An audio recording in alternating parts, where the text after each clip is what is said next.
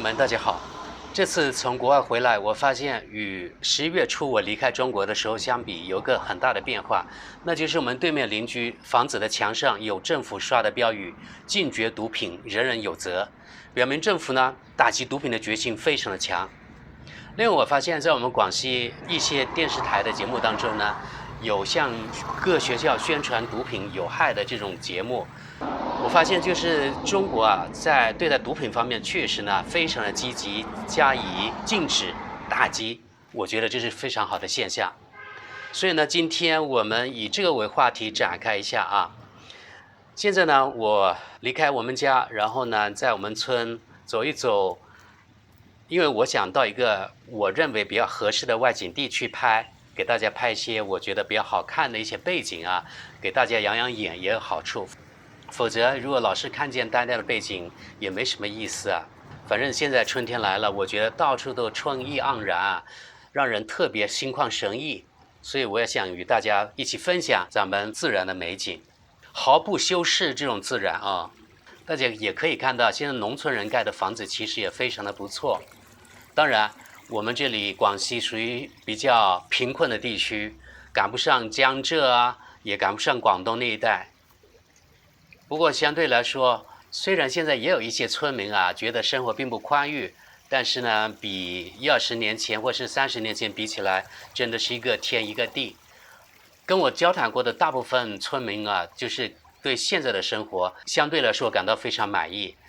没有一个人想回到从前的。我继续呢沿着这种田埂走。现在春天到了，所以开满了很多的野花，这种油菜花也是野的。其实，我们继续往前走吧。这是我们村的长山，长山就是呢，那树木是不能砍掉的，才叫长山。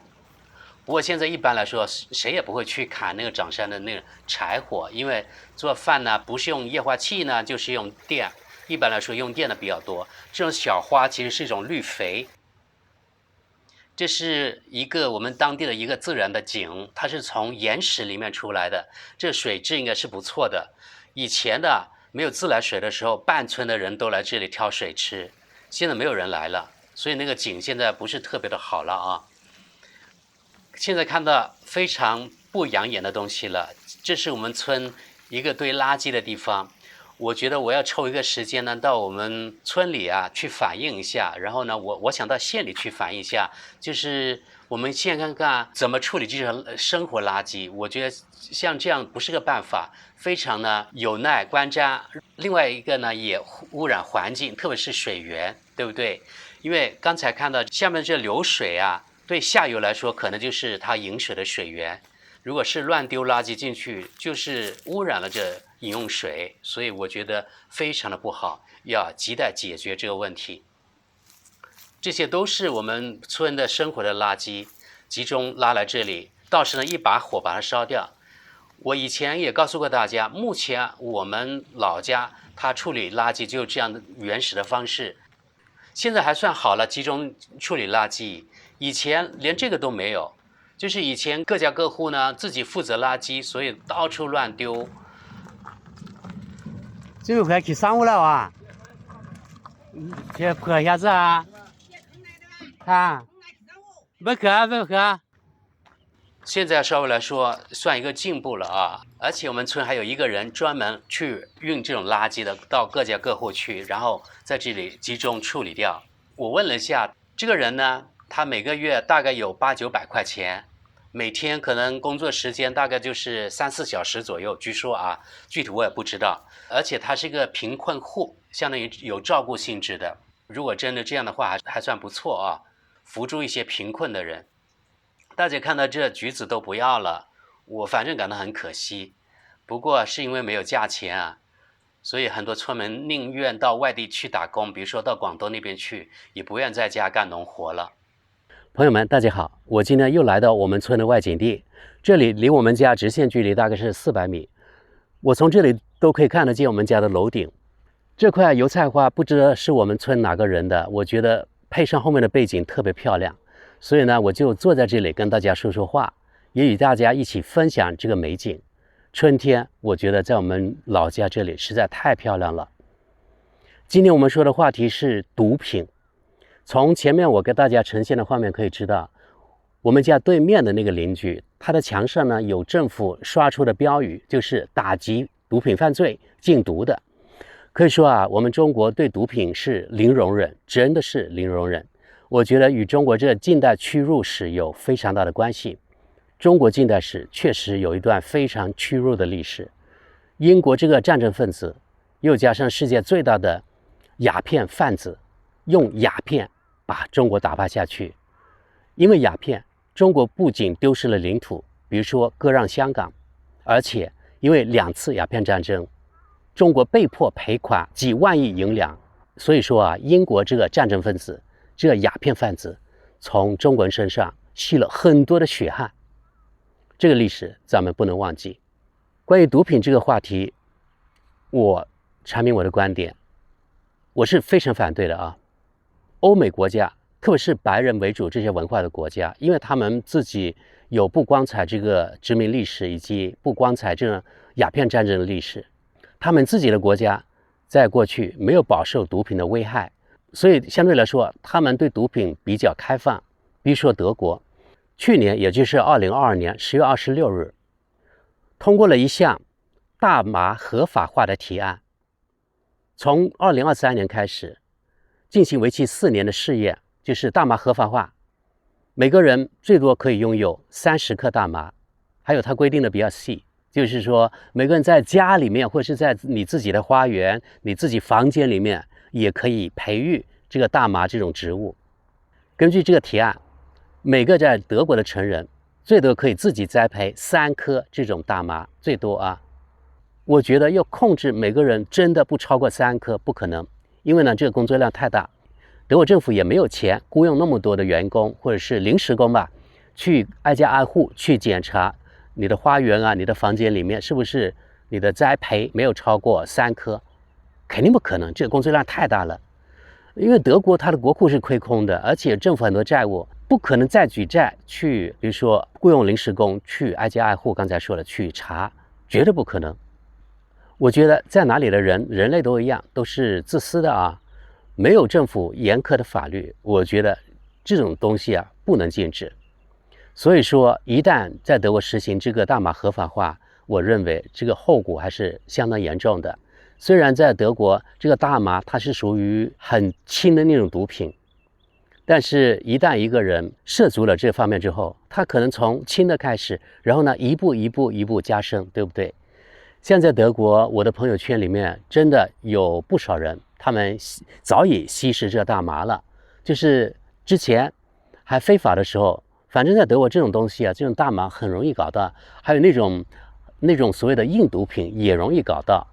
因为在各种各样的场合，特别是在 disco 啊各种派对当中，有的人他会提供，他会问你需不需要，有的是直接问。有的呢是间接的问，反正呢他问你的问题，你只要是接触过这种东西，你都会懂他是什么意思。我的朋友圈里面至少有2个人，他服用那种我不知道叫什么，叫 K 粉，对不对？我亲自还见过，他们用那种有种像化学实验室那种一个小小的那个小瓶子一样，这里好像有个嘴可以吸的，他一边那个在那里加热，然后呢一边用那个嘴在吸那个，把那个毒品吸进去，好像是这样子。他还叫我试试，我说我不会，我绝对不会。不仅是那种毒品我不会，那种比较硬的啊，比较厉害的，就是像这种大麻这种我也不会，因为对我自己来说啊，我是零容忍。其他人你们有你们的自由，不管。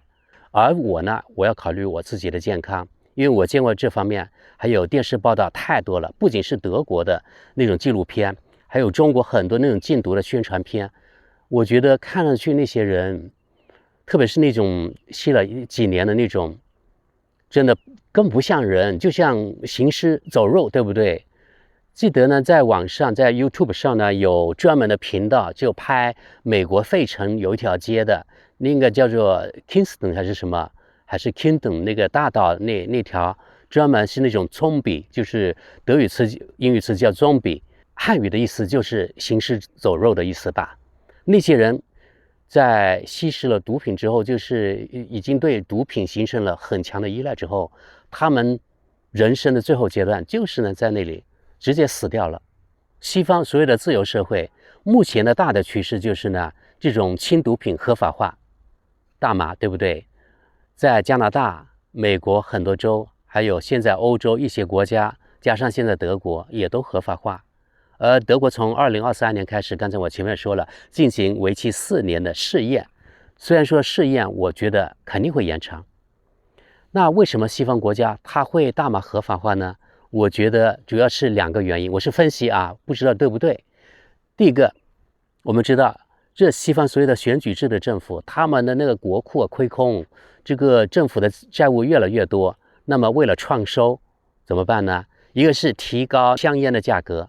在德国一盒烟一般是17支，有19支的，20支的非常少，搞那么少支，当然是为了多赚钱，对不对？而这钱主要是税啊。德国一盒烟估计19支的，现在大概是6欧元左右吧。对不起啊，我这信息可能不准了，因为我自己呢不抽烟，所以我平时不去关注它。刚才我拍摄这个话题之前呢，我没有去做功课，这是我的失误啊。我估计就在6欧元左右。而在免税店还打广告说我们的烟特别便宜，免税店平均可能也要3欧元或者是4欧元左右这样子吧。如果你是在欧盟之外那些免税店买的，可能便宜点，但是在欧盟之内的，或是在那个欧盟的飞机上所谓免税那种卖的啊，可能就是这个价格，就是3到4欧元左右一盒，相对来说要比中国要贵不少。而且德国并不是最贵的啊，比德国贵的国家还有很多。比如说我听说啊，像北欧国家，他们的那个烟就要比德国贵。德国可能在欧盟当中属于中等的价格吧，比如说6欧元，可能它的税大部分都是税了啊。国家就是因为这个烟，它的税收就有很多。另外，为了创收，要开辟那个收税的那个途径啊，对不对？德国可以说是万税的社会，万税的国家。像我作为一个自由职业者，我就要交很多很多税，比如说我的频道就要交很多税，所以我就在想啊，如果有可能，我就可能把我这个频道的那个所在地，可能我搬到香港啊，或者是搬到海外，叫什么离岸公司那种地方，开曼群岛等等。不过呢，我没有那么多钱，我的频道的收入没有那么高，我是有这个想法，因为在德国交那么多税实在太不合算了。刚才说到了啊。德国还有西方这种所谓的选举制的自由社会呢，他们大麻合法化，政府的目的之一就是这个创收。因为像德国或者西方的所谓的福利社会，他们的福利长此以往肯定是不可持续的，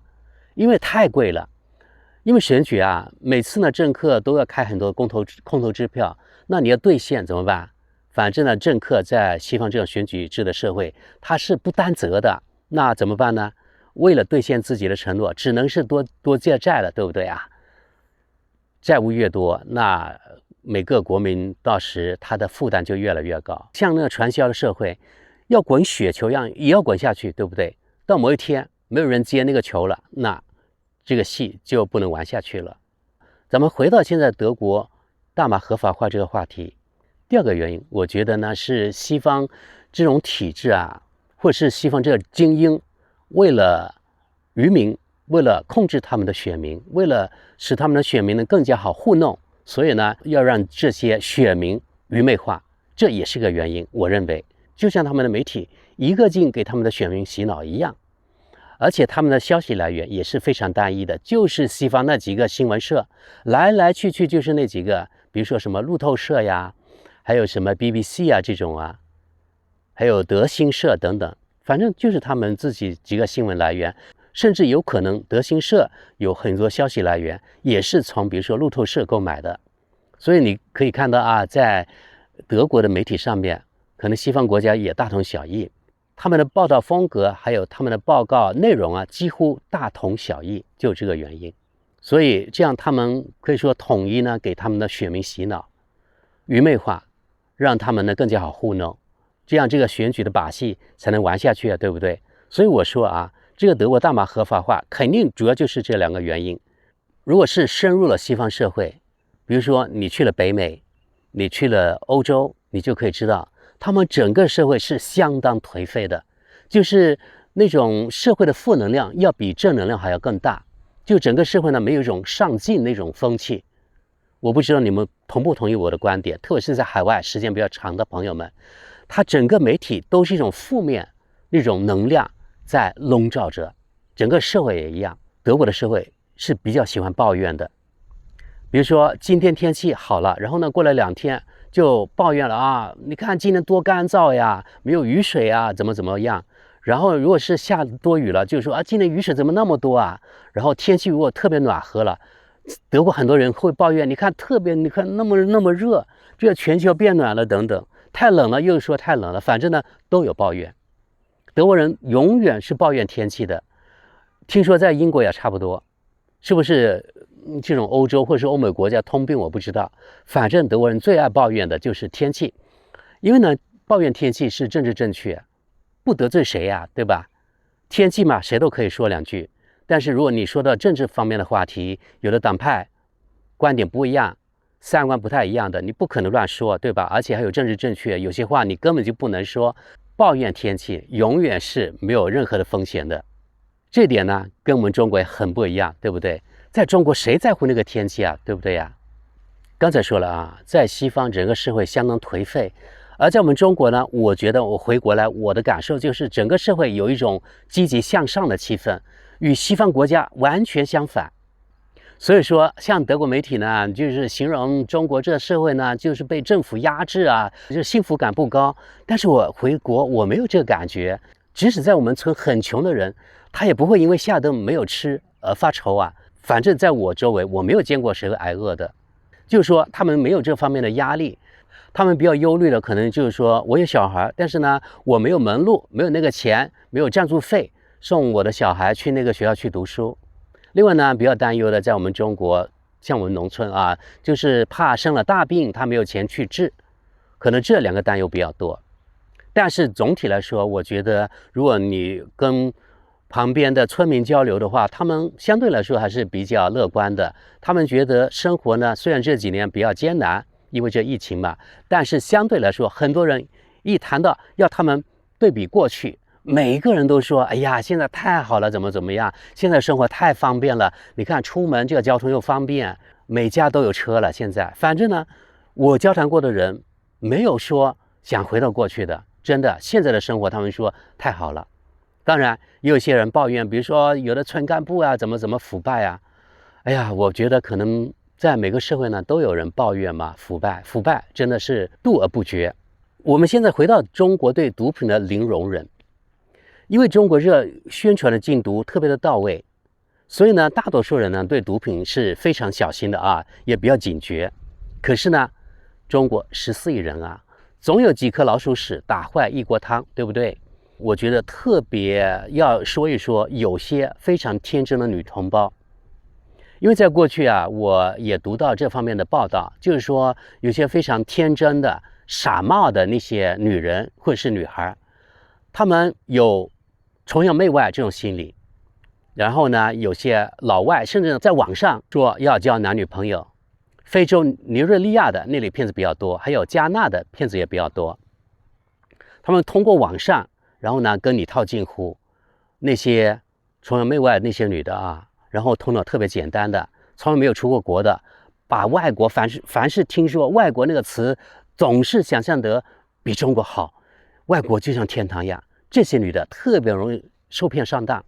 在国内也一样，有些留学生啊，或者是有些来旅游的那些外国人呢，跟国内的那些女孩套近乎，这些女孩认为啊，这个所谓的外国人对我很好了，然后呢我又想出国，所以就跟他确定所谓的关系了。然后呢这些所谓的外国男友给他们许诺，给他们出钱，帮他们买机票，帮他们弄这签证，因为有些国家这签证非常容易，或者呢邀请他到泰国去旅游。这些女人呢以为自己遇到了钻石王老五，或是遇到了真正的白马王子，那个欢天喜地啊，就真的比如说跟所谓这个男友去泰国去了，去旅游，或者是呢这个人可能这个所谓的男友根本就不存在，是网上认识的，然后呢帮他可能买了这个国际的机票，然后这个人呢这个女的就欢天喜地的到泰国去旅游去了。然后呢旅游了比如说1周之后，然后这个所谓的男友，影子男友啊，在网上说：“哎呀，对不起啊，我现在呢刚好有一点东西要带回给中国的某一个朋友，